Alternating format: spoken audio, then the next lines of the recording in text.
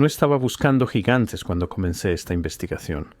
Estaba investigando anomalías arquitectónicas, entradas demasiado altas, escaleras demasiado grandiosas, mobiliario con proporciones más allá de lo humano, curiosidades históricas estándar, el tipo de cosa que archivas como exceso decorativo o diseño ceremonial y sigues adelante. Pero entonces encontré las fotografías. No pinturas, no mitos, no folclore transmitido a través de generaciones de exageración. Fotografías, evidencia fotográfica real de mediados y finales del siglo XIX, mostrando seres humanos de escala imposible parados junto a personas de tamaño regular, sus proporciones tan dramáticas que parecían montajes. Excepto que no eran montajes. El grano coincidía, la iluminación coincidía, las sombras caían correctamente. Estas imágenes precedían la tecnología para falsificarlas convincentemente. Y fue entonces cuando las explicaciones oficiales comenzaron a colapsar. Mientras más profundizaba, más fotografías descubría.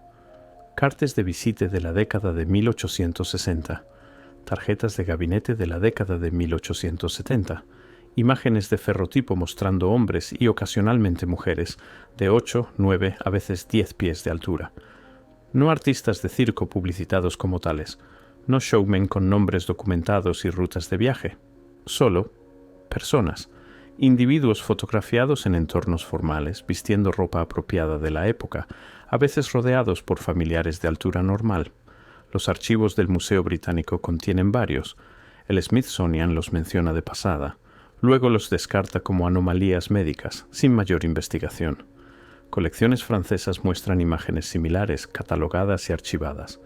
Registros imperiales rusos referencian personas de estatura inusual, sirviendo en roles ceremoniales. Siempre el mismo patrón: reconocer, categorizar, seguir adelante, nunca investigar, nunca preguntar por qué. ¿Por qué había tantos? ¿Por qué las fotografías se agrupan en décadas específicas, principalmente entre 1850 y 1900, y luego desaparecen repentinamente? ¿Por qué relatos contemporáneos describen a estos individuos no como fenómenos o rarezas, sino como miembros normales de la sociedad, ocupando posiciones de autoridad, trabajando como guardias, supervisores, capataces de proyectos de construcción? Y aquí está la parte más extraña. Muchas de estas fotografías muestran a los gigantes parados frente a edificios masivos, edificios con entradas que parecen absurdamente grandes para humanos normales, pero perfectamente proporcionadas para los individuos fotografiados. Edificios que nos han dicho fueron diseñados para grandeza o intimidación. Edificios que repentinamente tienen sentido cuando colocas un ser humano de 9 pies de altura en el encuadre. Una vez que lo ves, no puedes dejar de verlo. Comencé a medir. Entradas en edificios gubernamentales de los siglos XVIII y XIX, 12 a 15 pies de altura. No en la entrada, adentro, en corredores de trabajo donde la grandeza no sirve ningún propósito. Escaleras con peldaños tan altos que una persona normal debe estirarse para subirlos cómodamente. Mobiliario, escritorios, sillas, camas, encontrado en ventas de propiedades y museos, todo ligeramente demasiado grande, todo descartado como decorativo o hecho a medida para individuos altos. Pero no es solo un edificio, son miles. Tribunales a través de América, edificios administrativos por toda Europa, complejos gubernamentales en Rusia, India, Sudamérica, todos construidos en el mismo periodo, todos presentando las mismas proporciones exageradas, todos supuestamente diseñados así por razones estéticas, a pesar de la obvia impracticidad, a pesar del costo añadido, a pesar de que no tiene sentido funcional, a menos que las personas usándolos no fueran de tamaño promedio. El patrón se repite con precisión inquietante. En San Petersburgo, edificios administrativos del siglo XVIII tienen puertas de 12 pies en pasillos traseros. En Buenos Aires, estructuras municipales presentan escaleras que requieren zancadas enormes. En Delhi, edificios gubernamentales de la era colonial, supuestamente construidos por y para administradores británicos, contienen mobiliario a escalas que harían sentir a un hombre de 6 pies como un niño. Estos no eran espacios ceremoniales, eran edificios de trabajo, oficinas, centros administrativos, la arquitectura cotidiana de gobernanza y supervisión. ¿Para quién fueron construidos? Y ahí es donde Tartaria se vuelve imposible de ignorar. Si no estás familiarizado, Tartaria aparece en mapas de los siglos XVIII y principios del XIX como un vasto territorio abarcando el norte de Asia.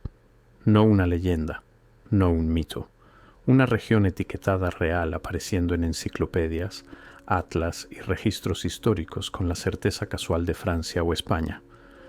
Luego, en algún momento a mediados del siglo XIX, desaparece, no conquistada, no renombrada, borrada. Los mapas son redibujados, las enciclopedias la omiten, los libros de historia pretenden que nunca existió. Pero la arquitectura permanece.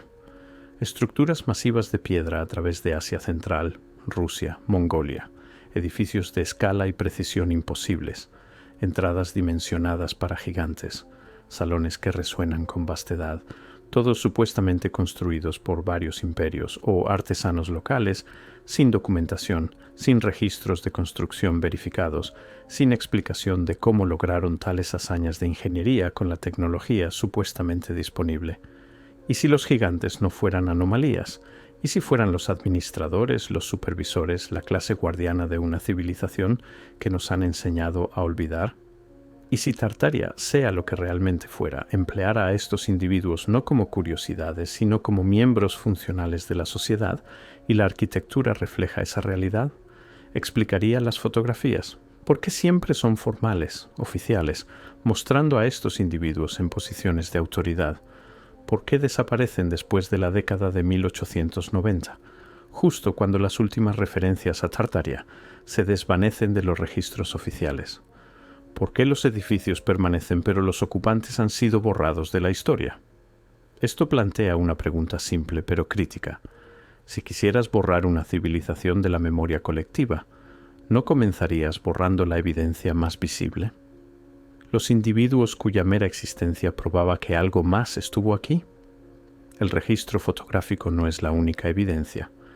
Durante los siglos XIX y principios del XX, periódicos a través de América regularmente reportaban descubrimientos de esqueletos humanos gigantes, no anomalías dispersas, hallazgos sistemáticos. The New York Times, 1885.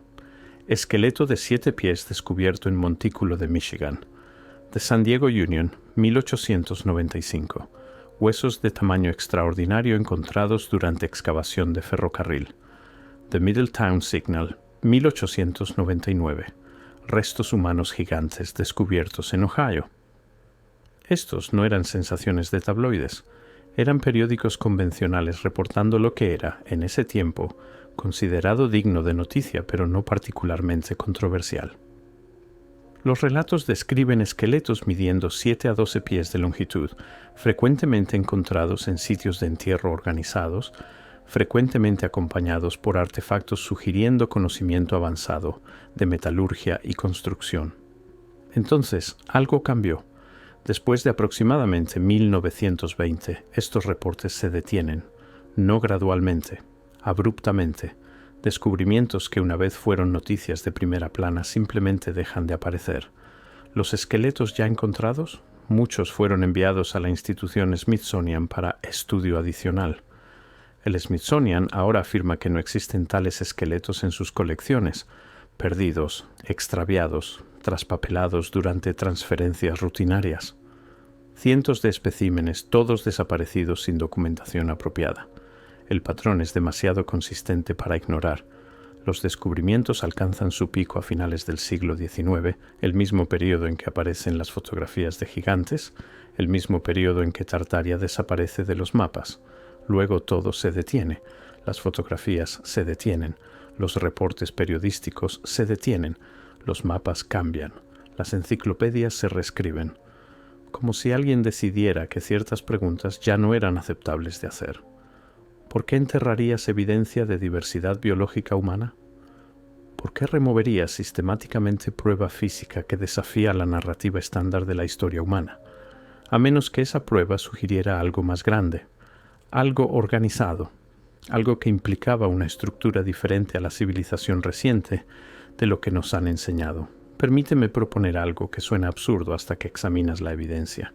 ¿Y si los gigantes no fueran gobernantes? ¿Y si fueran una clase especializada, guardianes, supervisores, administradores de infraestructura y construcción? ¿Y si su tamaño fuera funcional, no ceremonial? ¿Y si los edificios fueron escalados para ellos porque eran quienes supervisaban su construcción y mantenimiento? Explicaría los patrones arquitectónicos.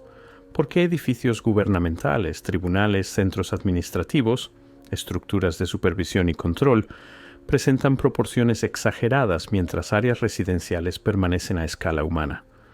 ¿Por qué las fotografías muestran gigantes en contextos formales, oficiales en lugar de entornos domésticos? ¿Por qué registros históricos los mencionan en roles de supervisión y autoridad, pero raramente como comerciantes, artistas o trabajadores comunes? Explicaría el misterio de la construcción. ¿Cómo fueron construidas estructuras masivas de piedra con tal precisión en los siglos XVIII y XIX? Quizás no fueron construidas por las civilizaciones a quienes las acreditamos.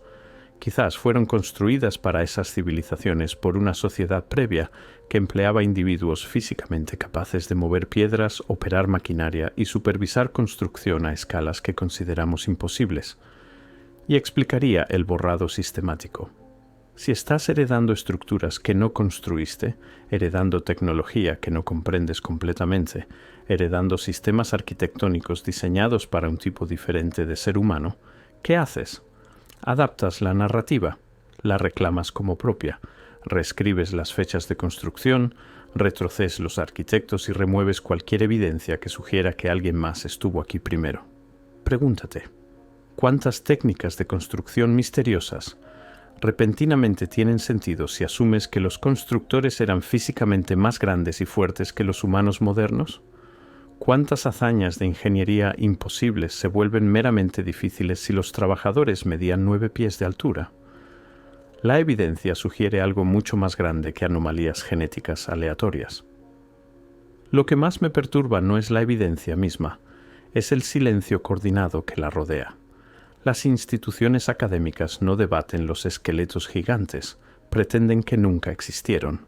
Los museos no exhiben las fotografías, las archivan en secciones marcadas misceláneas o no verificadas. Las sociedades históricas no investigan las proporciones arquitectónicas, las descartan como elección artística. El patrón se repite entre disciplinas, entre países, entre siglos de erudición. No es supresión activa, es borrado pasivo. Preguntas que simplemente no se hacen, evidencia que no se examina, puntos que no se conectan porque conectarlos lleva a conclusiones que no encajan con la narrativa establecida, y cuando los señalas, cuando colocas la evidencia lado a lado, las fotografías, la arquitectura, los reportes periodísticos, los registros faltantes, recibes la misma respuesta. Interesante, pero no significativo. Como si la coincidencia explicara todo. Como si los patrones no importaran, como si preguntar por qué fuera de alguna manera inapropiado. Pero el por qué es todo el punto. ¿Por qué existieron humanos de tamaño extraordinario en números suficientes para ser regularmente fotografiados y regularmente descubiertos en sitios de entierro? ¿Por qué fueron documentados y luego olvidados? ¿Por qué la arquitectura de un periodo específico acomoda sus proporciones? ¿Por qué estos elementos se agrupan en las mismas regiones geográficas y periodos de tiempo que la desaparición de Tartaria del registro cartográfico? ¿Y por qué, cuando mencionas algo de esto en círculos académicos, la conversación se cierra inmediatamente? Sigo volviendo a las fotografías. Estos no eran monstruos, no eran mitos, eran personas, individuos con rostros, ropa, familias, personas que posaban para retratos formales como cualquier otra en el siglo XIX. Personas cuya existencia era tan poco notable en ese tiempo que los fotógrafos no vieron necesidad de explicar o contextualizar su presencia, pero los hemos hecho notables borrándolos. Los hemos hecho imposibles negando que alguna vez fueran posibles. Hemos convertido la realidad documentada en especulación prohibida, y al hacerlo hemos perdido algo. No solo conocimiento de quiénes eran, sino comprensión de lo que somos. Lo que hemos olvidado, lo que hemos heredado sin comprensión. Las entradas masivas permanecen. Las escaleras exageradas aún están en pie. Los edificios que no tienen sentido para proporciones humanas continúan sirviendo funciones modernas, su propósito original oscurecido por siglos de reutilización adaptativa. Caminamos a través de ellos diariamente sin preguntar por qué.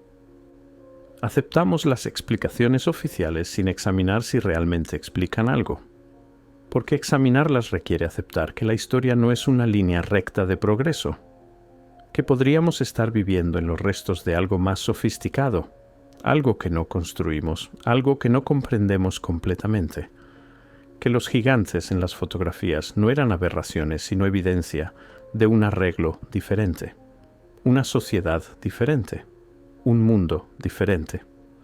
Me topé con sillas de tamaño enorme en subastas de propiedades y cuartos de almacenamiento de museos olvidados, sillas que no tienen sentido anatómico, no tronos, no piezas ceremoniales destinadas a intimidar o impresionar, sillas ordinarias, sillas de comedor, sillas de escritorio, sillas de estar diseñadas para uso diario, excepto que están mal escaladas. La altura del asiento mide 30 a 36 pulgadas del piso, casi el doble de la altura estándar de 18 pulgadas que acomoda la longitud normal de pierna humana.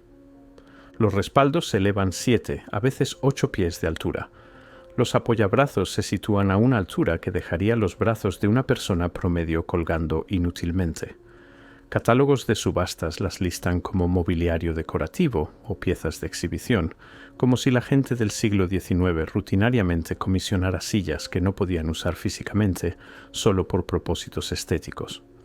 Curadores de museos las etiquetan de diseño victoriano exagerado sin explicar por qué tales diseños aparecen en edificios gubernamentales, oficinas administrativas y salas de espera de tribunales, espacios funcionales donde la comodidad y usabilidad presumiblemente importarían.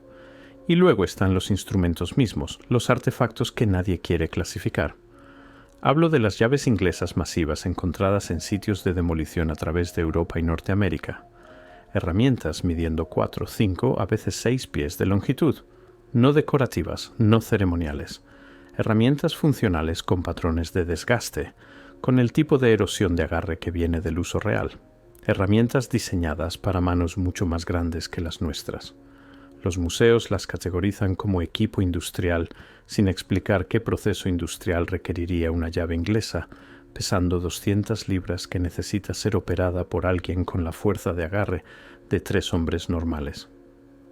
Casas de subastas las venden como curiosidades antiguas, sin preguntar por qué fueron fabricadas en tales cantidades que siguen apareciendo en ventas de propiedades, limpiezas de graneros y demoliciones de edificios más de un siglo después. Y repentinamente, las herramientas y mobiliario exagerados ya no son anomalías, son confirmación. Entonces, ¿quiénes eran estas personas gigantes? ¿Eran los guardianes de Tartaria, la clase administrativa de una civilización que nos han enseñado nunca existió? ¿Los supervisores de proyectos de construcción cuya escala y precisión aún no podemos replicar con tecnología moderna? No tengo respuestas definitivas, solo preguntas que se acumulan, que se construyen unas sobre otras, que crean un peso que la narrativa oficial no puede sostener. ¿Por qué la evidencia fotográfica se agrupa en las décadas exactas cuando Tartaria desaparece de los mapas? ¿Por qué las proporciones arquitectónicas coinciden con la escala de individuos en esas fotografías? ¿Por qué los reportes periodísticos de descubrimientos de esqueletos gigantes se detienen precisamente cuando referencias a tecnología avanzada preindustrial comienzan a omitirse de registros históricos? No coincidencia. No variación aleatoria. No anomalías independientes que casualmente se alinean. Patrón. Y cuando ves el patrón, cuando lo trazas a través de continentes y siglos, cuando lo ves aparecer y desaparecer con precisión sospechosa, debes preguntar, ¿qué no nos están diciendo? ¿Qué heredamos que hemos elegido olvidar? ¿Qué conocimiento se perdió u ocultó? Cuando los mapas fueron redibujados y los gigantes desaparecieron de la historia. A los edificios recuerdan, aunque nosotros no. Las fotografías preservan lo que las enciclopedias borraron. La evidencia persiste, esperando a alguien dispuesto a hacer las preguntas que todos los demás han acordado no hacer. ¿Quiénes eran los gigantes? ¿Por qué desaparecieron? ¿Y qué más se desvaneció con ellos que aún pretendemos nunca estuvo aquí?